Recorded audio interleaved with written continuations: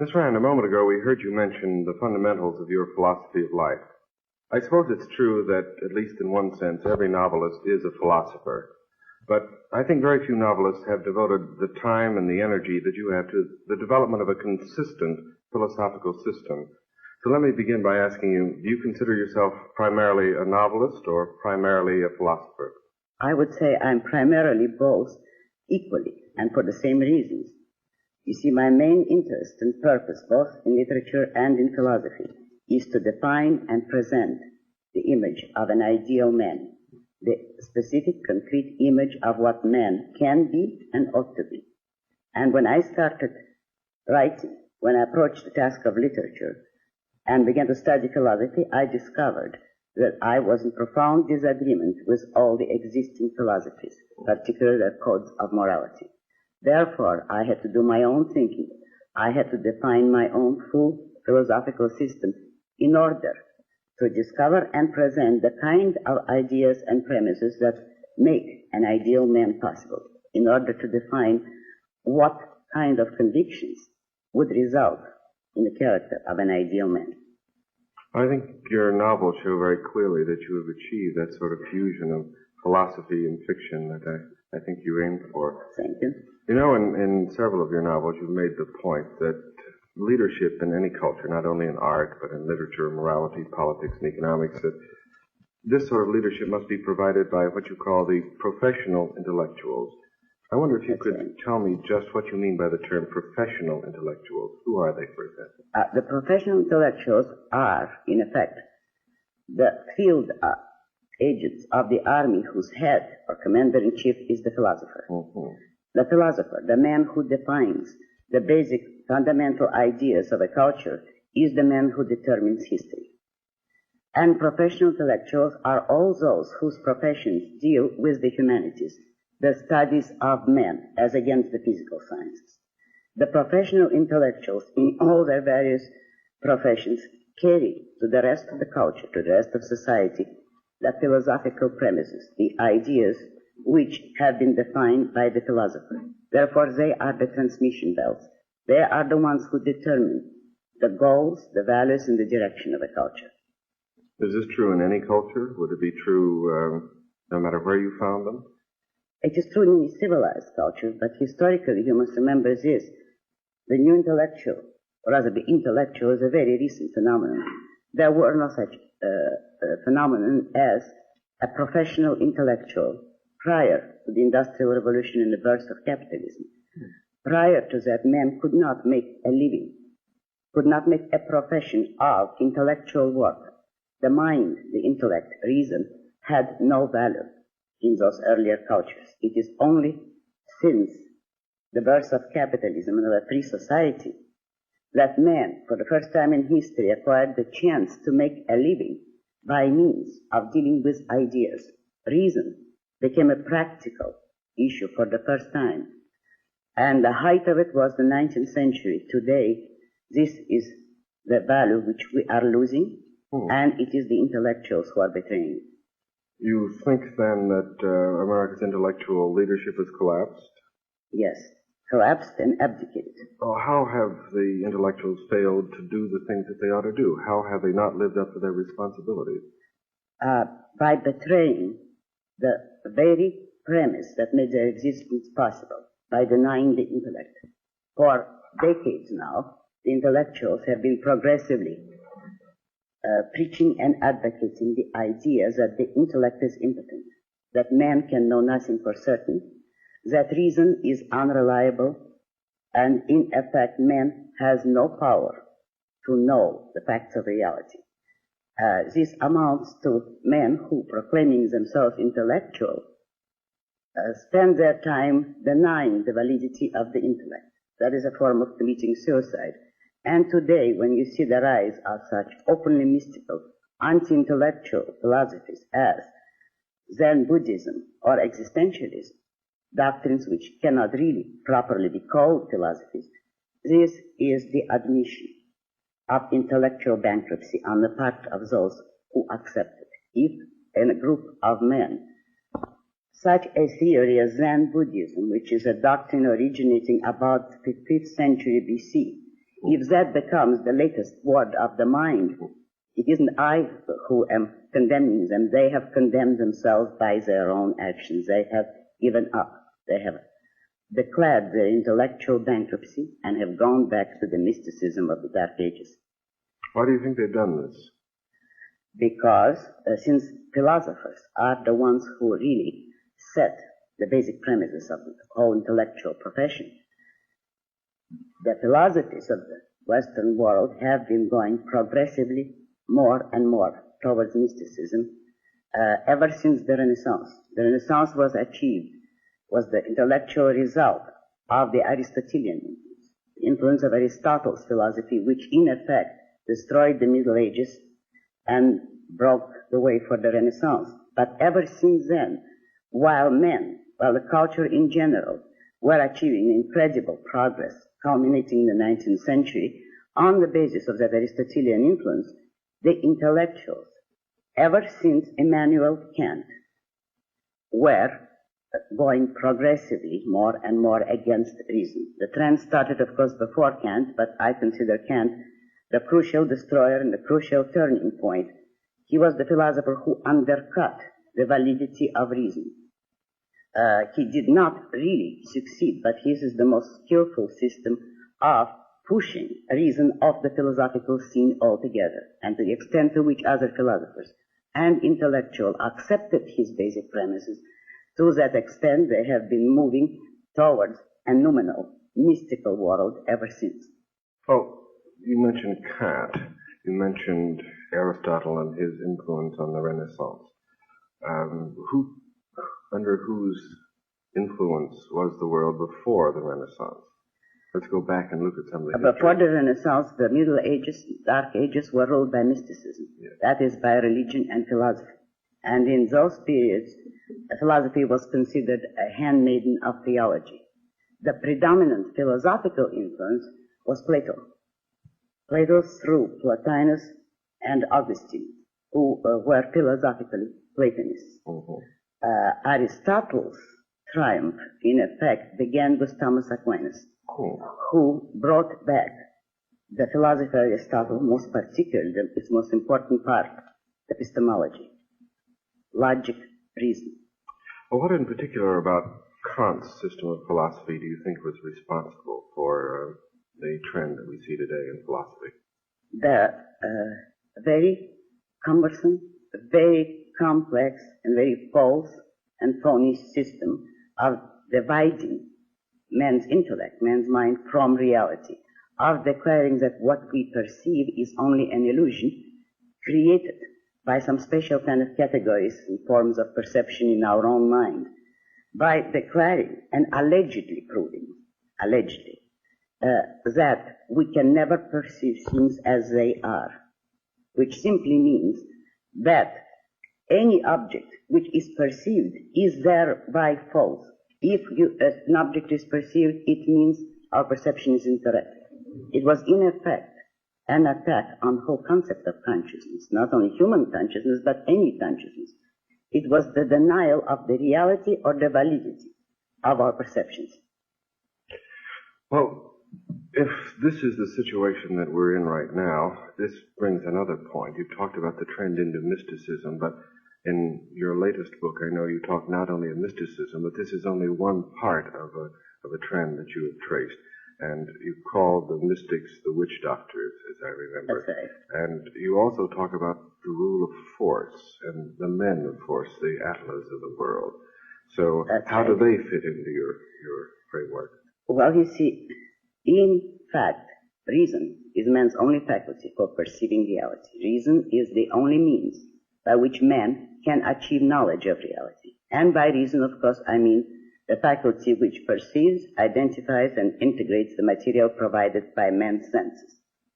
Therefore, reason is man's faculty for perceiving reality. But reason does not work automatically. Man have to decide, will, to think and to perceive.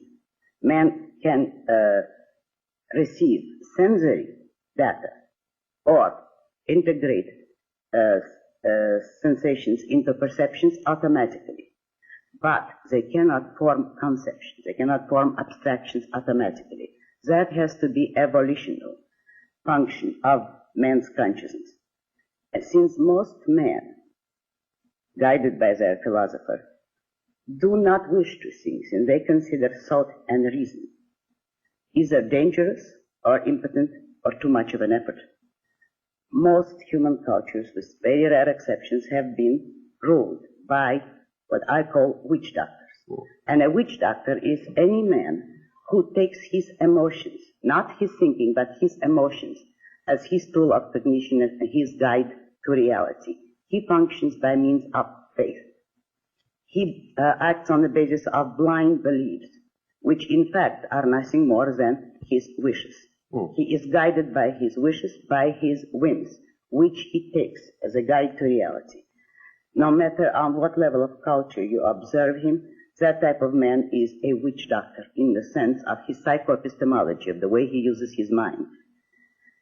And since he has to deal with other men, since on the ground of emotions no one can deal with reality nor with people, the natural ally of the witch doctor will always be the type I call Attila. That is the primitive, savage, tribal chief, the man who acts only on the range of the moment, on his immediate sensory perceptions, who is contemptuous of and refuses to consider ideas, principles, or abstractions, and whose way of dealing with reality and with other men is by means of brute force. Attila is either the gangster, or the dictator, or the military conqueror, or any man who believes that force is practical. Any man who refuses to think and wishes to loot, enslave, or force others. All through history, all major cultures, with very few exceptions, were ruled by an alliance of the man of faith, that is the witch doctor, with the man of force, which is the Attila. The witch doctor provided the goals and the values and the moral sanction for Attila to enforce in the world. And in today's world, you see the same phenomenon in allegedly civilized terms, but the essence remains the same: a dictator, which is the Attila, a man like Khrushchev, and his political theories, the modern leftist, liberal, socialist intellectuals, who are philosophically Attilaists. They, in effect, provide an allegedly non-mystical moral justification, a philosophical justification for Attila and for the rule of brute force. I call them the neo-mystics, because they are as much against the validity of reason as were the original jungle witch doctors. Well, I can see the relationship of what the mystic or the neo-mystic can give to the Attilas, but why do the mystics need the Attilas? What is the relationship the other way? Why do the mystics? Yes. Because the mystics, first, a motivating force is dread of physical reality. Since it is a man who holds his emotions above reality, who in any conflict between his feelings and the facts of reality will select his feelings and will abandon reality or deny it. He cannot deal with reality at all. And his mysticism is a form of escape from the necessity to deal with reality or with facts. Therefore, he needs Attila as a protector. He needs Attila to save him from the necessity of dealing with facts, to provide his material livelihood, and to enforce his edicts on the victims. Well, earlier you said that each culture should have its philosopher, and then the intellectuals should be the people who more or less put the philosophy into action. That's now, right. It seems to me that there's another side, another issue of this too. What about science? Well, science is a very recent phenomenon. Science is, of course, the product of the 19th century, of the Industrial Revolution, of capitalism, of a free society. Now, I must mention the third type of man who has been very seldom the ruler of history or of any society. He has been the forgotten and exploited man of history. That is the man who lives by means of reason. That is the man who, in his psychoepistemology, is not guided by his immediate perceptions nor by his emotions, but by logic, by his concepts, by reason. That is the man whom I call the producer. He is the man who creates not only the material values of mankind, but also and above all the intellectual, the philosophical values. The first producer in history in this higher sense of the word would be Aristotle, who was the first rational philosopher. Scientists certainly should be producers. They are the men who are supposed to be, and by the nature of their profession, have to deal with the study of reality by means of using reason. Unfortunately, today, most of them, outside of their own narrow profession, outside of their laboratory, in effect, are turning more mystical than any other group of men. The fault is partly theirs, but predominantly it's the fault of philosophers. Since there is no philosophical guidance at all, many scientists today are turning to a witch doctrine type of mysticism of their own. You mentioned producers. Aside from those people who give us intellectual products, what about the businessman? You've talked about capitalism. I'd like to know his role in this. Well, the businessman also is as recent a product as the intellectual.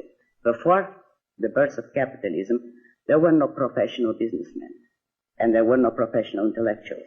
Both the mind and material production and trade were enslaved and ruled by the various combinations of Attilas and witch doctors, which means by a powerful government, by an absolutist type of government, whether it was the feudal absolutism or the absolute monarchies of Europe of the past Renaissance period. In any case, the producers of material goods, the traders, and the producers of ideas, the teachers, philosophers, the early scientists, were men without official status, without a profession, and at the total mercy of the political rulers, which means at the mercy of rule by force. It is only since the Industrial Revolution, the birth of a free society, the society of capitalism, that there was a new class of men, which is the free producers of material goods, the businessmen, the industrialists. They, of course, are the producers in the strictest sense of the word, or should be, but they are the greatest victims of today's society. They're the ones who have been betrayed by modern intellectuals, and in this sense, both businessmen and intellectuals will commit suicide by destroying each other, and the fault belongs to the intellectuals. The businessman is the man who has to use his mind to deal with reality, to study facts, to produce material goods. He is the man who serves as the transmission belt of the discoveries of science and carries the products of science to all levels of society. He is the one who takes the invention of a theoretical scientist or of an inventor, transforms them into useful products, and putting them into mass production makes them available to all levels of society. The businessman is the man who has achieved the enormous, historically miraculous rise in the standard of living of mankind during the 19th century. He is the one who has lived up to the role of a producer, to the role of a rational, creative man. But the intellectuals have never given him credit for it, have regarded him as if he were an Attila, and being afraid of freedom themselves have been looking from the start of the Industrial Revolution for some form of an Attila to protect them, the intellectuals, against the free market of ideas. Well, you know, you've been talking about the bankruptcy of our modern intellectuals, and I know that in your most recent book, this is really a manifesto to a group that you call the New Intellectuals. Would you mind telling me just who they are, in your own words, and how they differ from the old-style intellectuals? Well, since the old-style, the presently existing intellectuals, have declared their own bankruptcy by abandoning the intellect, what we need today, what I call the new intellectual, would be any man or woman who is willing to think. Meaning, any man or woman who knows that man's life must be guided by reason, by the intellect, not by feelings, wishes, whims, or mystic revelations. Any man or woman who values his life and who does not want to give in to today's cult of despair, cynicism, and impotence, and does not intend to give up the world to the dark ages and to the rule of the collectivist brute. Well, the new intellectual, then, you would imagine would be a fairly recent phenomenon. Have there been any this type in the past that you can remember that you would like to point out? What type I would hold as the new intellectual? Right. Well, only to name a few historical examples in the most general way.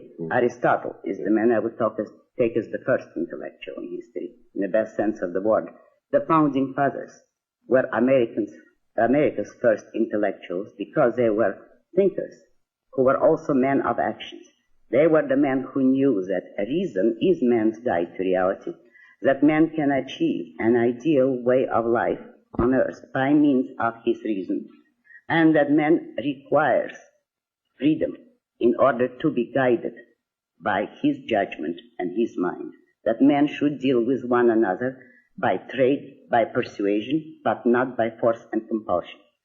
It's the founding fathers who established in the United States of America the first and only free society in history, and the economic system, which was the corollary of the American political system, was capitalism, the system of total, unregulated, laissez-faire capitalism.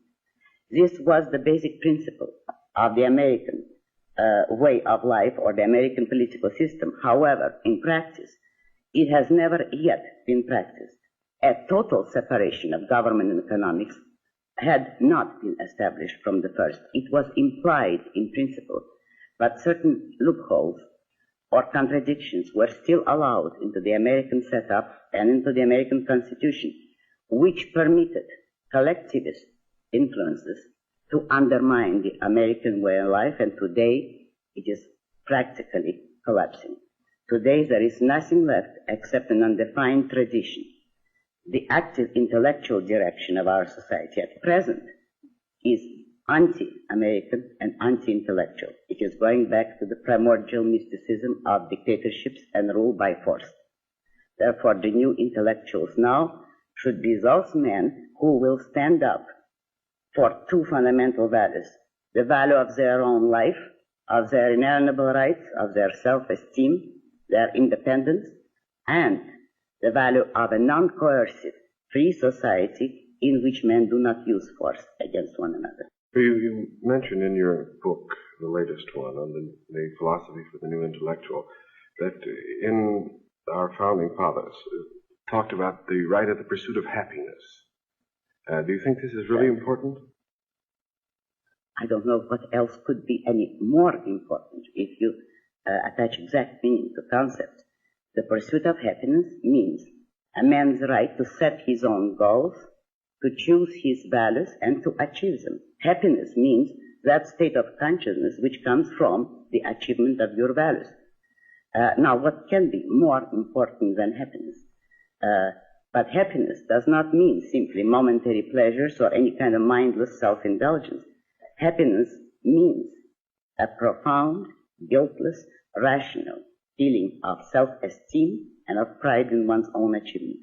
It means the enjoyment of life, which is possible only to a rational man on a rational code of morality. What that code is, I couldn't possibly tell you in a brief interview, but those who are interested will find it in my books, particularly in Atlas Shrugged. Do you think it's important then that we be guiltless in our feelings about this? I wouldn't even know how to answer such a thing as, is it important to be guiltless? Right. To put it in my terms, I would say it is important to be moral. Right. Well, I would stress the positive, not the negative. The new intellectuals, then, that you've talked about should assume the responsibility of formulating what we might call these solutions for the crisis of civilization. This brings to mind immediately then the question, if someone wants to be a new intellectual, how does he begin? Where do the new intellectuals start, and how do they work?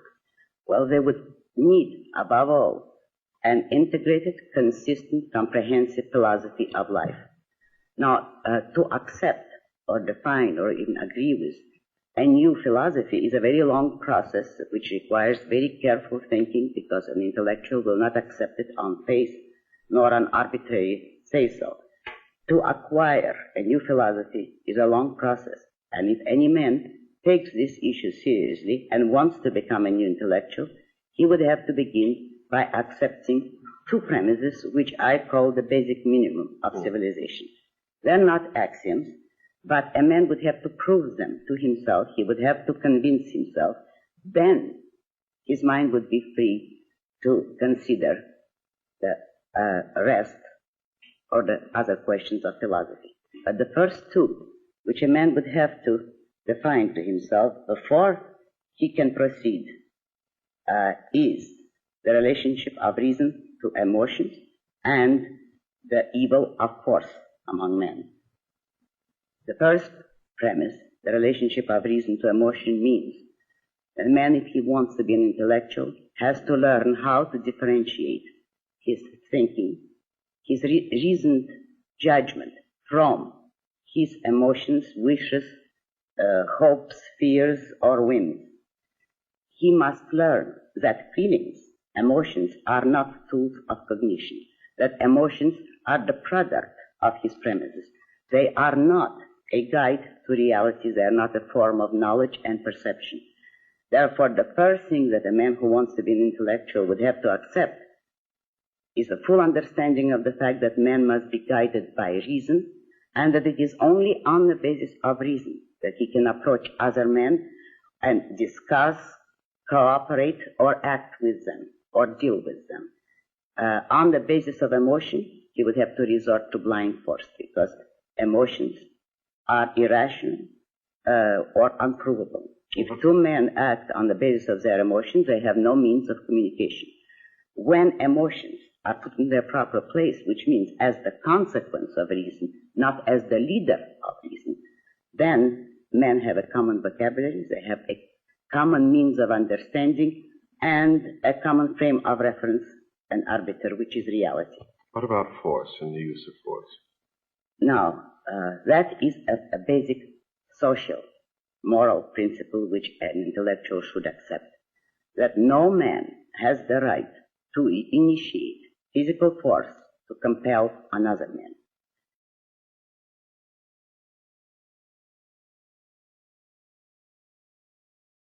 You do not accept the existence of a God, a divine prime mover. No. Now, the reason you don't is because you can't prove that such a entity or being or energy exists. I can't, nor can anyone else. There is no proof. There is no proof that there is no. So therefore, you've concluded that there isn't one. That's right. You can't prove there isn't. You are never called upon to prove a negative. That's right. A law of logic. You have to be impressed with the universe. When you see order in the universe, this wasn't an accident, Miss Rand. Oh, now you've got to give me a few minutes. What do you think would happen in a disorderly universe? In a disorderly universe? What's the concept of order? What does it have to do with the things which exist? If they clashed with each other, if there were contradictions, they wouldn't exist. There is no such thing as a disorderly universe. Our whole concept of order comes from observing reality. And reality has to be orderly because it's the standard of what exists. Right. So the contradictions cannot exist. Okay. But the real issue here, as far as man is concerned, is that when you accept such an important issue as the creation of the universe, yes, on faith, you're destroying your confidence and the validity of your own mind. It has to be either reason or faith. I am against God for the reason that I don't want to destroy reason. I don't... Give us a chance, all right? We appreciate your zeal, but if you continue that, it's going to make it difficult for the other people to absorb what's going on here. He says, how can I be against God? I'm against those who conceived that idea. Yeah, tell us why. Tell us why. Because then it gives man permission to function irrationally, to accept something above and outside the power of their reason, and superior to reason. And yes, you said it, I think, unintentionally. You said, so I can't wait to die and find out.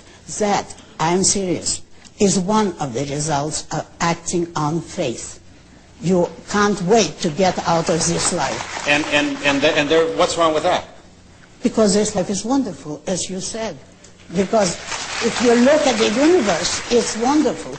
And you have to use your life to the best of your understanding.